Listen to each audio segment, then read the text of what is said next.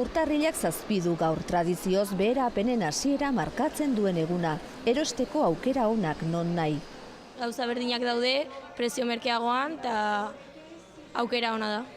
Eta gauzak honela, merkataritza zentro handietan, ohiko bihurtu den irudia errepikatu da, Bilbon esaterako, eta baita Iruñean ere beherapenen lehen egun honetan, salmentak ondo hasi dira.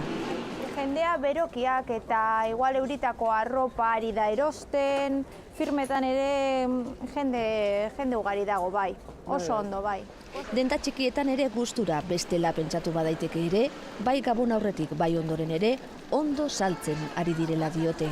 Lehenbiziko urteko merkadilak izateko, ondo hasi gea. Lehenengo eguna bada eta jendea azti egin da erosketak egiten. Erosleak ere pozik izan ere beherapenek diru pixka bat aurrezteko modua eskaintzen dute. Kristina Monentek esaterako, berokia aurretik ikusi zuen eta itxaroten egon da.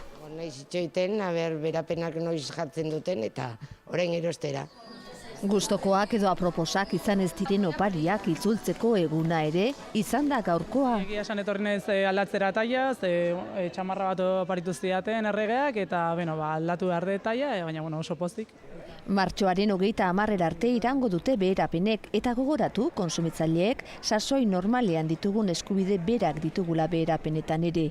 Kontsumitzaile elkarte gainera beharrezkoa duguna bakarrik erostea gomendatzen dute.